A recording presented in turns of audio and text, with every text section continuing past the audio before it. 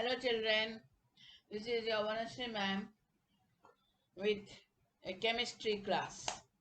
Today I'll be taking up electrolysis. Okay children, so it's again another very important chapter but very easy chapter. Okay, so let us start. You are already aware of this word electrolysis, isn't it? Yes or no? Yes. So the entire chapter deals with the process called electrolysis. Okay. Now, what does this word electrolysis mean? The word electrolysis is made up of two words. Electro means flow of electrons or electricity, and lysis meaning separating, that is bringing about a chemical change in a substance by passage of electricity. By passage of electricity we separate the ions, we separate the positive and negative ions. So that process is called electrolysis. Anyway, nobody will ask you the literal meaning of the word electrolysis. Don't worry, I just told you. Now what is this electrolysis? It is the process of decomposition of a chemical compound. What we do? We decompose a chemical compound in aqueous solution or in molten state. That is, the compound should be dissolved in water, then we call it aqueous solution of the compound, or in molten state. Molten state means you have to heat the compound so it gets melted. That is called molten state. So in the solid state the compound will not conduct any electricity. So decomposition of a compound in aqueous solution or in molten state by passage of electricity. Okay, by passage of electricity. That process is called electrolysis. Okay. Now, how is this electrolysis different from the conduction of electricity in a metallic wire? Now let us see. Okay. So what did I teach you? I taught you the definition of electrolysis. So it is similar to flow of electricity in conductors. Okay. So electrolysis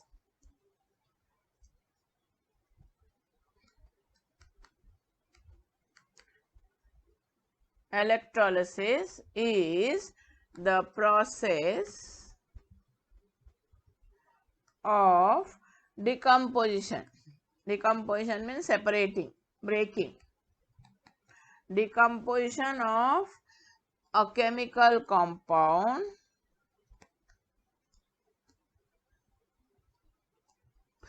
Now, the compound should be in what state? In aqueous, aqueous,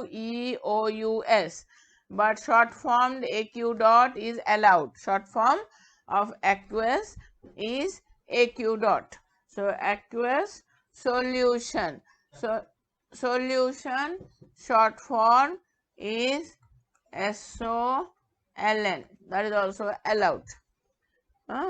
Or in molten state. Or in molten state. Molten state means, I told you, that is in melted form. That is, the compound should be melted. That is called molten state. By decomposition by what? Decomposition of chemical compound by how? By passing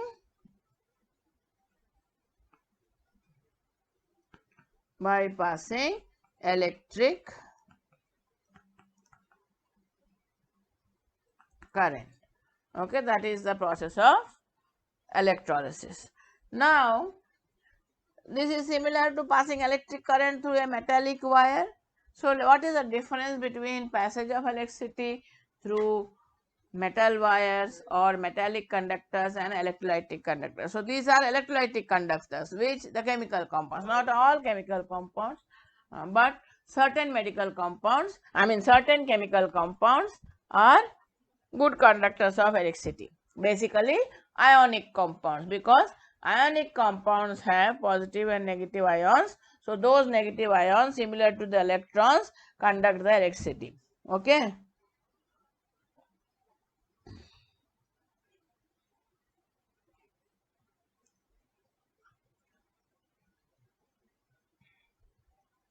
So the difference between the conduction of electricity through a metal wire, that is through metallic conductors, and the electrolytic conductors, for example copper sulfate. Copper sulfate solution is a good conductor of electricity. So the difference is, in metallic conductors the flow of current consists of flow of electrons, stream of electrons flowing from the negative pole to the positive pole. Okay. Whereas in electrolytic conductors, that is like copper sulfate, these are the chemical compounds which either in aqueous solution or in molten state conduct electricity. So there the flow of current consists of the positive cations flowing towards the negative cathode. Why negative cathode? Because opposite charges attract. Cations are positively charged. Okay. So positive cations flowing towards the negative cathode and the negative anions flowing towards the positive anode. Okay.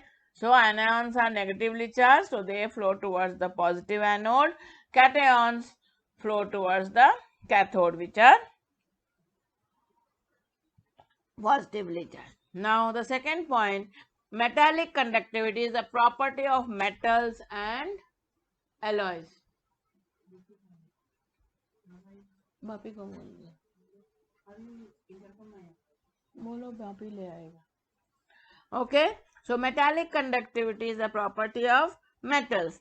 Electrolytic conductivity is a property of electrovalent compounds. So I was telling you ionic compounds. So electrolytic conductivity is a property of ionic compounds or electrovalent compounds. Then metals both in solid and liquid state are good conductors of electricity. अरे तुम्हें on ही करिनी Okay. Okay, children.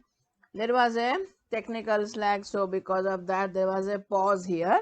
So I was discussing that metallic conductivity is property of metals and alloys, whereas electrolytic conductivity is the property of electrovalent compounds. Okay.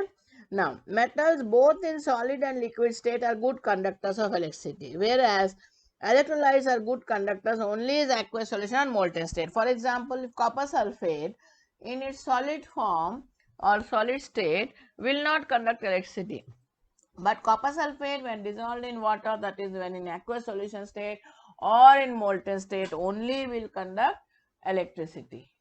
Okay. Then no change of form or in composition occurs during conduction of electricity. This is only a physical process where in metals. Whereas new products are formed as electrodes, this involves chemical change. In electrolytic process, new products are formed. Okay. So that is the difference between electrolytic conduction and metallic conduction. Okay. Now, so examples of electrolytes.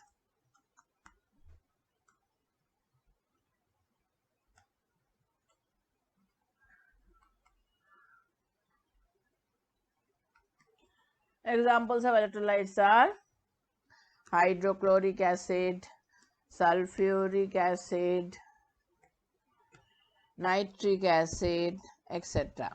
Okay, then in bases you have sodium hydroxide, then you have potassium hydroxide, then you have ammonium hydroxide, you have calcium hydroxide, and so on. Okay, these are bases. Then in salts you have sodium chloride, then you have copper sulfate, then you have lead bromide, okay, etc. So now these are examples of electrolytes. Now electrolytes are again two types. So electrolytes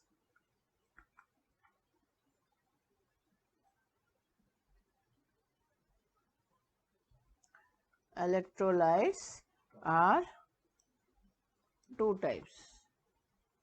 Okay.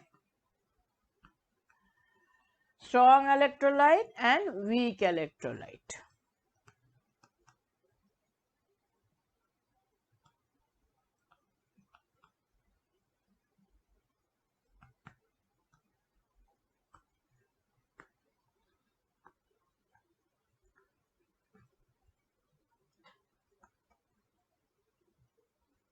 Okay. So, electrolytes are two types, strong electrolyte and weak electrolyte. What is a strong electrolyte? Strong electrolytes are those electrolytes which allow maximum or large amount of electricity to flow through them, whereas weak electrolytes allow only small amount of electricity to flow through them. So, strong electrolyte allow maximum or large amount of electricity they allow to flow, whereas they allow only a small amount of electricity.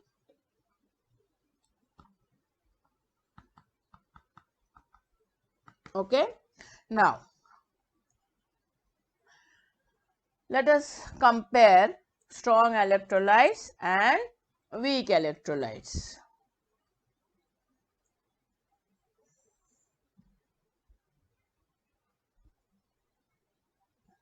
Let us compare strong electrolytes and weak electrolytes.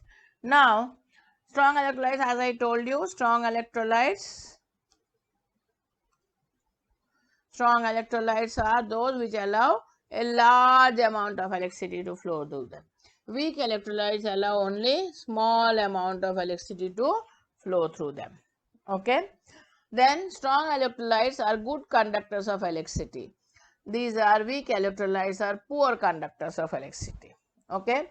Strong electrolytes, when electricity is passed through them, completely dissociated in fused or aqueous solution state. Strong electrolytes completely dissociate into ions, whereas weak electrolyte partially get dissociated in fused or aqueous. Partially means some molecules of the compounds remain as it is intact, they don't get dissociated. Okay. Then strong electrolyte, so electrolytic solutions contain almost only free ions because they are completely ionized. Every molecule is ionized, so they only contain ions. Weak electrolytes contain cations, anions as well as molecules which did not undergo dissociation. Okay. Then strong electrolyte allows a bulb to glow brightly. Weak electrolyte allows bulbs to go dimly. That is, it allows only small amount of current to pass through. Anyway, so these are the differences between strong electrolyte and weak. Examples of strong electrolyte: hydrochloric acid, sulfuric acid, nitric acid, sodium hydroxide, potassium hydroxide, sodium chloride, lead bromide, copper chloride, copper sulfate. Examples of weak electrolyte: carbonic acid, acetic acid, oxalic acid, these are all organic acids, and ammonium hydroxide, calcium hydroxide, and in salts, ammonium carbonate and lead acetate. These are the examples of weak electrolytes. Okay. So, you may be given a set of list of compounds both mixed, that is strong and weak electrolyte, and you will be asked to separate them as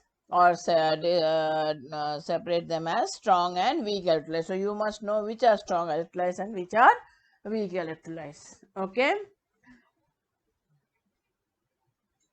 Clear? Okay, children. Now, let us understand the chemical equations, how to write of the electrolytic chemical reactions. Now, for example, hydrochloric acid.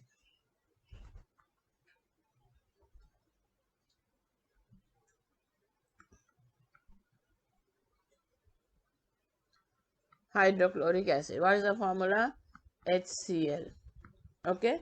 So, when hydrochloric acid is electrolyzed, that is when electric current is passed through the aqueous solution of hydrochloric acid, it will break up into hydrogen plus ions and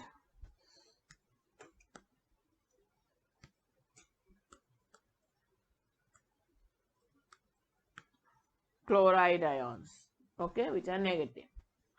Now, similarly, nitric acid.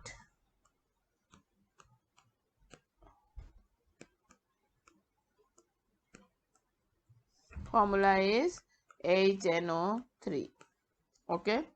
Now, nitric acid, when it is electrolyzed by passing electric current through the aqueous solution of nitric acid, you will get H plus ions and nitrate ions, that is NO3. NO3 ions. Sorry, H plus and NO3 minus. Okay. Next, suppose you have potassium hydroxide.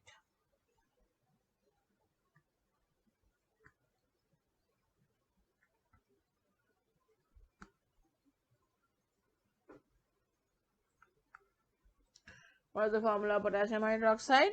KOH. When you electrolyze potassium hydroxide in aqueous solution, it will break up potassium, that is K plus ions, and hydroxide ions, that is OH minus. Then you have sodium hydroxide.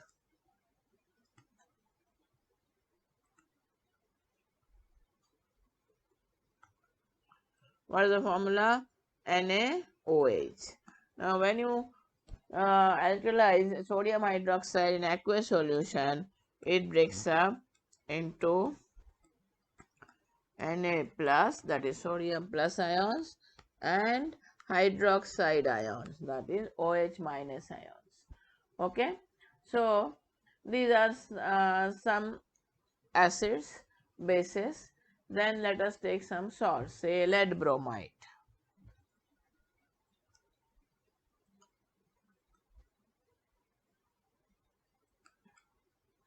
Lead bromide. So lead bromide, what is the formula? PbBr2. So when this molten lead bromide is electrolyzed, then you get, this should be in molten state. Molten lead bromide will give you Pb plus ions, that is Pb2 plus 2 bromide ions. Okay.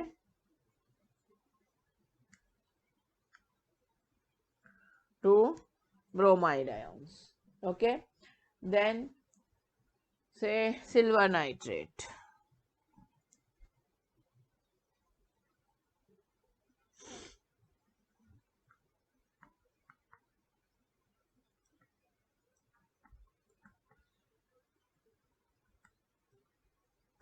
AgNO3. Silver nitrate in its aqueous solution state breaks up into Ag, that is silver ion, silver Ag plus, and nitrate ions, that is NO3 minus. Okay. Then let us take a weak electrolyte, say NH4OH. What is this? Ammonium hydroxide. So NH4OH in its aqueous solution state breaks up, forming ammonium ions, that is 2 ammonium ions are formed to 2 NH4 plus, and no, not 2, 1 NH4 plus and OH minus ions. Okay. Then say calcium hydroxide, CaOH twice. Calcium hydroxide in its aqueous solution state dissociates, forming calcium ions, that is Ca2 plus, sorry children, Ca2 plus plus OH minus. 2 hydroxide ions. Okay, so these are the chemical equations of electrolytic conduction. Okay, so now an electrolytic cell contains two conductors, that is two electrodes they are called. So two metal plates or wires which are connected to the two terminals of the cell which supplies two terminals of a battery which supplies electric current. They are called electrodes. Now these electrodes are two types. So electrodes, these are again two types. One is anode, the other is cathode. Okay, now the anode is connected to the positive terminal of the battery, while cathode is connected to the negative terminal of the battery. Okay, so usually anode is oxidizing electrode. Oxidation takes place at the anode. Oxidation takes place at the anode, whereas cations in cathode reducing takes place. It is called reducing electrode, or here reduction takes place. Okay, so let us learn the points of difference. So anode, it is the electrode connected to the positive terminal. Connected to the positive terminal of the battery. A cathode is connected to the negative terminal of the battery. Anode, anions migrate towards the anode. Cations migrate towards the cathode. Anode is an oxidizing electrode, or oxidation takes place. Cathode is a reducing electrode, or reduction takes place at the cathode. Okay? Clear till here? Okay, children? Understood till here? Okay. Now, let us understand the difference between cations and anions. Okay.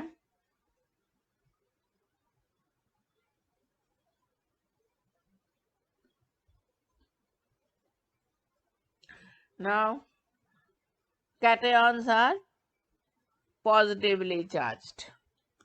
Okay, ions. Anions are negatively charged ions. Cations always migrate towards the cathode. Anions migrate towards the anode.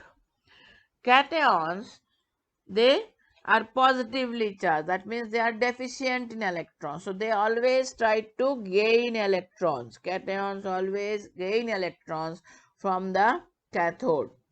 Okay, and become reduced to a neutral atom, gets reduced to a neutral atom. Okay, whereas anions, which are negatively charged, so though they have excess of electrons, so that is why anions always lose electrons to the anode and get oxidized to become a neutral atom. Why oxidized? Because loss of electrons is oxidation and gain of electrons is reduction. Okay, you have learnt in smaller classes if you remember. Okay, so that is why cations gain electrons whereas anions lose electrons. The examples of cations: sodium plus, calcium plus, aluminum plus, that is all, these are all cations. Anions: phosphate, chloride, sulfate, hydroxide, these are all anions. Okay, clear children? Now, let us continue.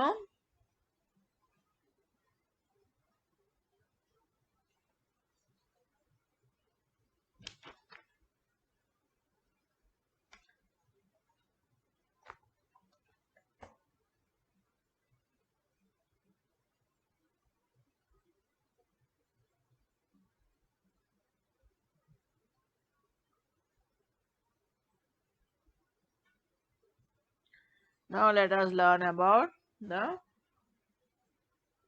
conduction of electricity in electrolytes in detail. Okay. Let us take one example.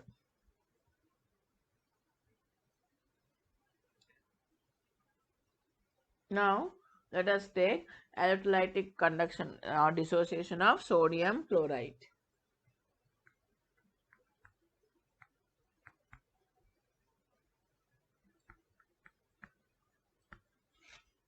Electrolytic dissociation of sodium chloride.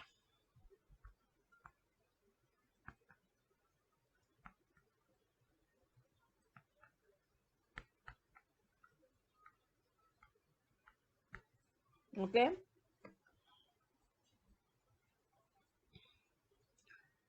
Now, sodium chloride, in solid state it will not conduct electricity. Okay. In solid state, sodium chloride does not conduct electricity. Okay. So we have already discussed that in solid state it is very difficult to separate them in ions. When you dissolve it in water, or that is called aqueous solution state, or when you melt the solid, then it starts dissociating into ions, or it starts conducting electricity. Okay.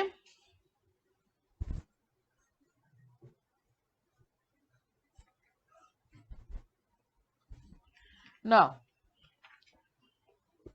so what happens is, when sodium chloride is dissolved in water, that is in aqueous solution state, it breaks up into Na plus and Cl minus ions.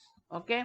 Why? Because I have told you while teaching chemical bonding, water is a polar covalent compound. So there is a partial separation of charge in water molecules. So as a result, the the partial charge development in water molecule, that is H plus, and the shared electrons are more towards the water molecules. Therefore, there is a negative charge, partial negative charge. So though those partial charges attract the plus positively charged sodium ions and chloride ions, oppositely charged ions, towards themselves, and they help in dissociating it. Okay. So similarly, when you use fused sodium chloride, that is when you heat the sodium chloride slightly, it melts. Okay.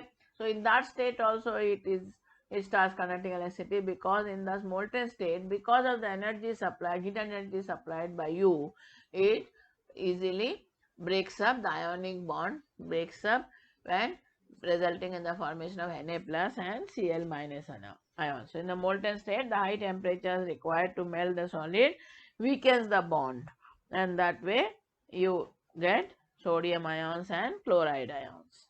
Okay.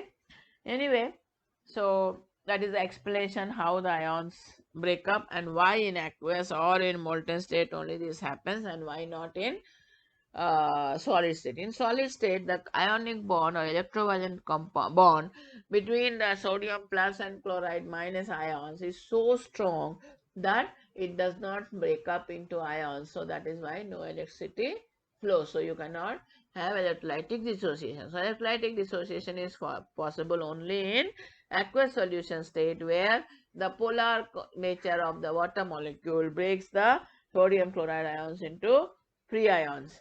Whereas in the molten state, the heat energy supplied by us to melt the solid helps to break the strong electrovalent bond between the ions, and then they dissociate into sodium plus and Cl minus ion. Same thing happens with hydrochloride. Hydrogen chloride, conc hydrochloric acid, will not conduct electricity, but dilute hydrochloric acid will conduct. So what is dilute hydrochloric acid? When you add water.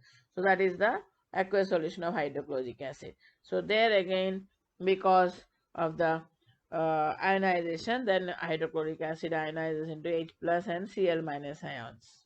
Okay. Now let us learn the difference between ionization and dissociation. I have been using these words very often. Okay.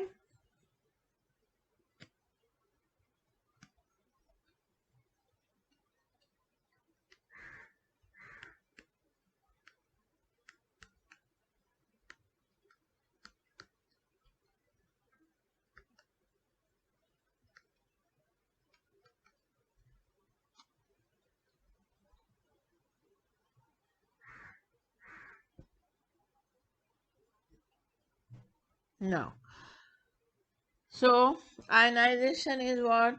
Formation of positively or negatively charged ions which are initially in ionic state. Okay. And the dissociation is separation of ions which are already present in the ionic compound. Okay. Ionization is formation of positively or negatively charged ions from molecules which are not initially in the ionic state, whereas dissociation is separation of ions which are already present in ionic compound. Okay. Now ionization, polar covalent compound show ionization, that is HCl. HCl shows H plus Cl minus in water, in the presence of water. HCl dissociates into ionizes into H plus and Cl minus ions. Now electrovalent compounds show dissociation when they are dissolved in aqueous solution or when they are dissolved in water. Okay. Next is electrochemical series. Now this electrochemical series, usually nobody will ask you, no, you need not by heart, but you must understand what are they, how are they active, all this you must understand. So let us discuss it. Usually this is not asked in the question, write the electrochemical series, they don't ask. But what are electrochemical series?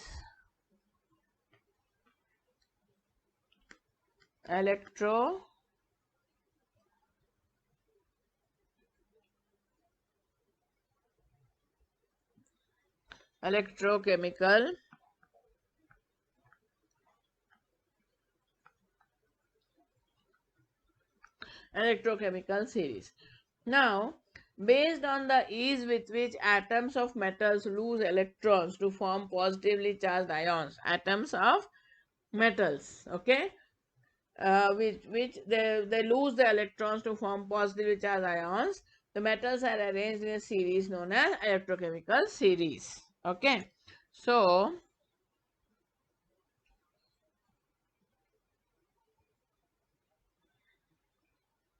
this is the electrochemical series of metals. So this is the increasing order in which increasing ease of discharge and cathode. Okay. Now the electrochemical series of anions.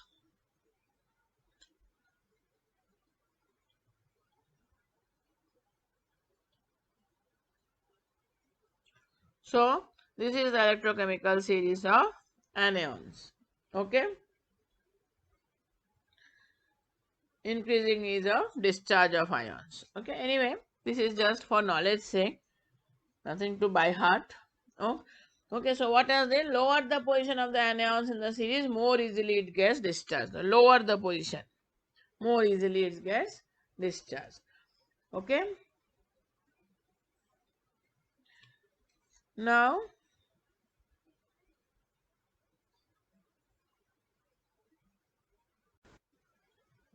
let us go to the next topic, that is selective discharge of ions, preferential or selective discharge of ions. Okay. Preferential or selective discharge. From the examination point of view, not asked usually, but very important for you to understand the theory. So preferential or selective discharge of ions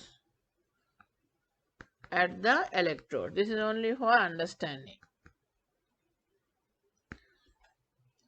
Now this, when two or more ions of the same charge are present in the solution of electrolyte. For example, when you electrolyze hydrochloric acid, H plus Cl minus ions, and the water in that also dissociates producing H plus and OH minus ions. So there are two negative ions. OH minus ions are also there, Cl minus ions are also there. So when two or more ions of the same charge are present in the solution of the electrolyte, then and are competing with each other for discharge, one of them gets preferentially discharged. So this is known as selective discharge of ions. So here, when hydrochloric acid is electrolyzed, you have H plus ions, Cl minus ions, and OH minus ions from water. Okay, now Cl minus ion and OH minus ion both are negatively charged.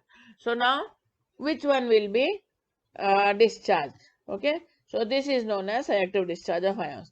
Now, this selective discharge of ion depends upon three factors: the position of the ions in the electrochemical series or in the activity series, the position of the ion, the relative concentration of ions, if the whose concentration is more, that is also important for the preferential discharge, and the nature of the electrode. Sometimes the nature of the electrode attracts which one more, that also depends. Okay, is that clear? So anyway, this is for you to know that based on the activity series, these ions are preferentially discharged if two ions of the same charge are present. Okay, now let me stop here. Go through this. In my next class, I will be discussing different electrolytic equations. Okay, which are what is more important from the examination point of view. They only ask these electrochemical equations, which I will be discussing in part 2. So now go through this, understand this concept, then you can understand those equations very easily. Okay, thank you children, take care, God bless you.